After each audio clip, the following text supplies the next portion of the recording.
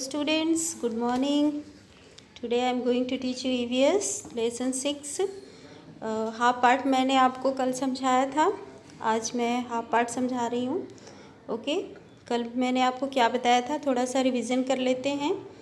कल मैंने आपको बताया था कि यार्न कैसे बनते हैं और कॉटन से बनते हैं, एनिमल से बनते हैं, जो एनिमल से मिलते हैं वो क्या क्या होते हैं, सिल्क होता है, वूल होता है, और कैसे बनता है सिल्क. देखिए मैंने आपको दिखाया था कल, है ना, याद है. फिर उसके बाद मैंने बताया कॉटन से कैसे यार्न बनता है, उसे स्पिन करके ट्विस्ट करके बनता है. उसके बाद क्लॉथ की वीविंग होती है, कैसे कपड़े बुने जाते हैं, लूम पे बुने जाते हैं, और जो हाथ से बुने जाते हैं वो हैंडलूम होते हैं, जो कपड़े बुनते हैं उनको वीवर्स कहते हैं. Okay, so let's start next page. अब हम आते हैं कपड़े की डाइंग एंड प्रिंटिंग, कैसे कपड़े को कलर किया जाता है. ओके, और उस पर प्रिंटिंग कैसे होती है, आज हम ये पढ़ेंगे बच्चों. The third step in the making of clothes is dyeing और कलरिंग. क्लॉथ को बनाने का, किसी कपड़े को तैयार करने का, प्रिपेयर करने का जो थर्ड स्टेप होता है वो कलरिंग होता है. उसमें कलर करना, उस पर प्रिंट करना. Okay, the fabric is dipped in coloured liquid and boiled. कपड़े को क्या किया जाता है, कलर्ड लिक्विड में डिप करते हैं, डुबोते हैं और उसे बॉयल करते हैं. देन इट इज़ ड्राइड, और उसके बाद उसे सुखाते हैं. Sometimes the yarn is dyed before it is used to make fabric. कभी कभी क्या होता है कि यार्न को ही कलर किया जाता है, धागे को ही कलर किया जाता है और उसके बाद कपड़े बुने जाते हैं. People who dye fabric are called dyers. जो फैब्रिक को, जो कपड़े को कलर करते हैं उनको क्या कहते हैं, डायर्स कहते हैं. Some fabrics have patterns printed on them. कुछ फैब्रिक पे पैटर्न होते हैं जो प्रिंट किए हुए होते हैं. For printing the dye is placed on a block और roller which has the print carve on it. The roller और block then stamps the print on the fabric. क्या होता है, जो क्लॉथ होता है उसे एक रोलर होता है, उसे ब्लॉक भी कहते हैं, उस पर रखा जाता है, उस पर प्लेस किया जाता है अच्छे से, और फिर वो रोलर क्या करता है, उस कपड़े पे स्टैम्प करता है प्रिंट के लिए. अलग अलग डिज़ाइंस की स्टैम्पिंग होती है. स्टैम्पिंग मीन्स जैसे कभी आपने मे बी ड्राइंग में किया होगा, जैसे कि ओनियन से, पोटैटो से हम कलर में डिप करके और उसके ऊपर करते हैं स्टैम्प. ठीक है. फिनिशिंग, अब हम पढ़ेंगे फिनिशिंग. व्हाट इज़ फिनिशिंग, क्या है finishing. After dyeing and printing the fabric is made glossy and smooth. This process is called finishing. कपड़े को प्रिंट करने के बाद, कलर करने के बाद जो कपड़ा होता है, जो फैब्रिक होता है वो बहुत ही स्मूथ हो जाता है, और इस प्रोसेस को क्या कहते हैं, फिनिशिंग कहते हैं. Okay, tailoring. The finished cloth is cut and stitched by tailors. अब हम पढ़ेंगे टेलरिंग. उसकी टेलरिंग करना मीन्स कटिंग, स्टिचिंग, सारी चीज़ें इसमें आती हैं. The finished cloth is cut and stitched by tailors. जब क्लॉथ बन के तैयार हो जाता है, पूरी तरह प्रिपेयर हो जाता है, तो फिर उसे कट करने का, सिलने का काम किसके द्वारा होता है, टेलर के द्वारा होता है. In big garment factories the cutting and stitching is done by machines. बड़ी बड़ी कपड़े की फैक्ट्रियों में कटिंग और स्टिचिंग किसके थ्रू होता है, मशीन्स के थ्रू होता है. There are machines for stitching buttons and zips as well. The whole process is called tailoring. और मशीन से ही सारे कपड़ों में बटन्स लगाए जाते हैं और जिप्स लगाए जाते हैं. इस प्रोसेस को टेलरिंग कहते हैं. Okay, taking care of clothes. अब हम पढ़ेंगे कि क्लॉथ्स की देखभाल कैसे करते हैं. ठीक है.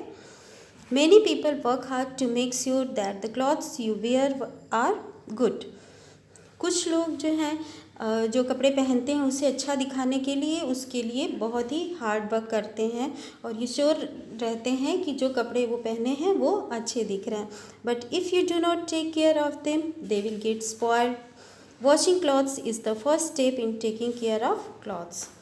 लेकिन अगर आप कपड़े की केयर नहीं करेंगे, उसकी अच्छे से देखभाल नहीं करेंगे तो क्या हो जाएगा, नष्ट हो जाएगा. उसके जो थ्रेड है, जो उसके यार्न है वो धीरे धीरे कमज़ोर होते चले जाएंगे. कपड़े की देखभाल करने का जो सबसे पहला स्टेप होता है वो होता है washing. The soap use to wash clothes is called detergent. कपड़े को धोने के लिए जो सोप हम यूज़ करते हैं उसे डिटर्जेंट कहते हैं। Detergents are sold in the form of cakes, powders and liquids. Detergent कई फॉर्म में मिलते हैं, कई तरह के होते हैं। केक होता है, उसका पाउडर होता है और लिक्विड होता है। Mild liquid detergents are generally use to wash woollens and silks. जो जेंटल लिक्विड होते हैं जिसमें केमिकल्स कम होते हैं वो जनरली वुलेन और सिल्क कपड़ों के को वॉश करने के लिए यूज़ किए जाते हैं। Hot water and strong detergents spoil them. अगर हम सिल्क और वुलेन कपड़ों को हॉट वाटर में और डिटर्जेंट में धुलते हैं तो वो नष्ट हो जाते हैं, उनके यार वीक होते चले जाते हैं। If something becomes dirty, you may be able to clean it by washing it with water. अगर कोई भी आपका कपड़ा कुछ भी डर्टी होता है तो हम उसे पानी में धुलने के लिए एबल होते हैं। उसे क्या करते हैं, क्लीन करने के लिए वॉशिंग करते हैं वाटर से। The dirt mixes with water and flows away with it. तो उससे क्या होता है, डर्ट जो होती है कपड़े की या किसी भी चीज़ की वो वाटर में मिक्स होती है और बह जाती है। But quite a bit of the dirt and sticks to clothes is oily.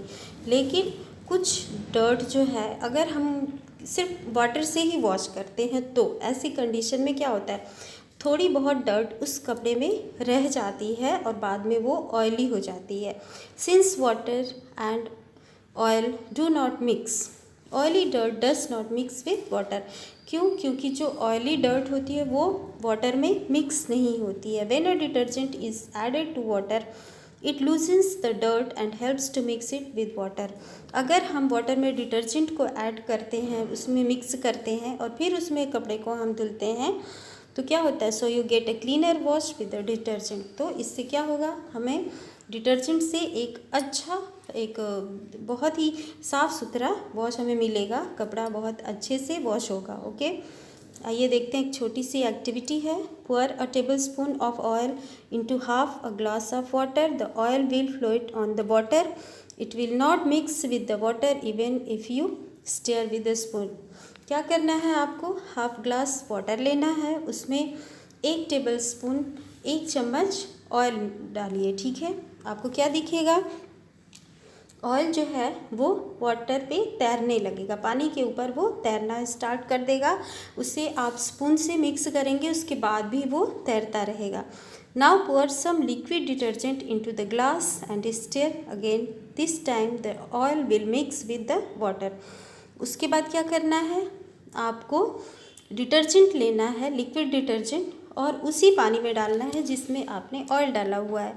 फिर आप देखिए, उसे मिक्स करिए तो क्या होगा, जो ऑयल है वो डिटर्जेंट के साथ आपके उस वाटर में मिक्स हो जाएगा। यही प्रोसेस है ऑयली जो कपड़े हो जाते हैं ना उनको वॉश करने का। डिटर्जेंट जो है कपड़े से ऑयल को वाटर में मिक्स कर देता है।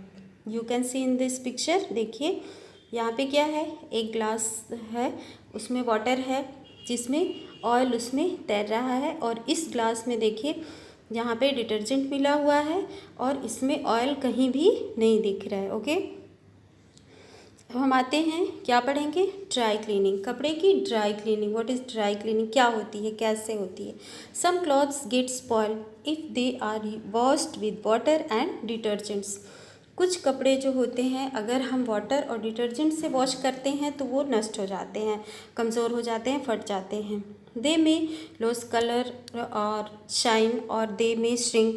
People get such clothes clean by dry cleaners. वो क्या करते हैं, अपना कलर लॉस कर देते हैं, शाइनिंग उसकी ख़त्म हो जाती है। तो ऐसे कपड़ों को वॉश करने के लिए लोग क्या करते हैं, ड्राई क्लीनर्स क्या देते हैं। Why are they called dry cleaners, because they do not wash clothes with water and detergents. उन्हें ड्राई क्लीनर्स क्यों कहा जाता है, क्योंकि वो कपड़ों को वाटर या डिटर्जेंट से वॉश नहीं करते हैं। They spray petrol and other things to clean clothes. By the way, petrol is very useful for removing greasy stains. वे क्या करते हैं ड्राई क्लीनर्स? कपड़े को वॉश करने के लिए पेट्रोल और भी अलग तरह के केमिकल्स का स्प्रे करते हैं कपड़ों पे। और सबसे ज़रूरी बात यह है कि जो पेट्रोल होता है वो ग्रीजी स्टेन्स के लिए सबसे ज़्यादा यूज़फुल होता है। ऑयली कोई कपड़ा हो गया तो उसके लिए पेट्रोल सबसे अच्छा होता है। ड्राइंग एंड स्टोरिंग, अब हम पढ़ेंगे कपड़े को ड्राई करना और स्टोर करना। Clothes should always be dried when mildew grows on damp clothes. It makes clothes smell bad and spoils them. कपड़े को अच्छी तरह से सुखाना चाहिए। अगर हम उसे अच्छे से नहीं सुखाएंगे, वो थोड़ा सा भी भीगा होगा तो क्या होगा, उसमें मिल्ड्यू बनते हैं। छोटे छोटे जो एकदम बहुत ही छोटे छोटे टाइनी प्लांट्स होते हैं जो दिखते नहीं हैं, लेकिन वो क्या करते हैं, कपड़े को बैड स्मेल देते हैं और उन्हें धीरे धीरे नष्ट कर देते हैं। Coloured and woollen clothes should be dried in the shade, और जो कलरफुल और वुलन क्लॉथ्स होते हैं उन्हें छाँव में हमेशा सुखाना चाहिए। They fade and get spoiled with too much sunlight, अगर हम उसे ज़्यादा धूप में सुखाते हैं तो क्या होगा, उनका कलर फेड हो जाएगा और वो ख़राब हो जाएंगे। Ironing takes away dampness from clothes. It also makes clothes look nice and makes it easier to store them neatly. अब कपड़े को क्या करते हैं, आयरनिंग भी करते हैं। आयरनिंग से क्या होता है, कपड़े में जो थोड़ी बहुत जो पानी की कम रह जाता है, थोड़ा बहुत भीगापन रहता है, वो दूर हो जाता है, वो ख़त्म हो जाता है और उससे क्या होता है, कपड़ा अच्छा भी दिखता है और उसे स्टोर करने में भी ईजी रहता है। Woolens and silks are not worn every day. They have to be stored carefully so that insects do not eat them. Woollen और सिल्क के कपड़े डेली वॉश नहीं किए जाते हैं और न ही डेली उसे हम पहनते हैं। They have to be stored, उसे हम स्टोर करते हैं, ज़्यादा दिनों के लिए उसे रखते हैं ताकि उसमें कीड़े न लगे और उसे बहुत ही केयरफुली स्टोर करना पड़ता है। Putting naphthalene balls or dry neem leaves in the folds of such cloths protects them from insects. Naphthalene की गोलियाँ देखिए, you can see in this picture. Here are naphthalene balls. देखिए जो वाइट वाइट ये balls हैं, ये naphthalene की balls हैं जो मार्केट में मिलती हैं। ओके तो कपड़ों को प्रोटेक्ट करने के लिए, उनके प्रोटेक्शन के लिए नैप्थलीन की बॉल्स कपड़े में रखते हैं अगर ज़्यादा दिनों तक कपड़ा रखना है तो। या अगर नैप्थलीन की बॉल्स आपको नहीं मिल रही हैं तो आप नीम लीव्स को ड्राई करिए, नीम की पत्तियों को सुखा करके उनके कपड़ों के प्रोटेक्शन के लिए, इंसेक्ट से बचाने के लिए कपड़ों को उसमें रख सकते हैं। Okay so dear students, read this lesson many times and try to understand. Okay, thank you.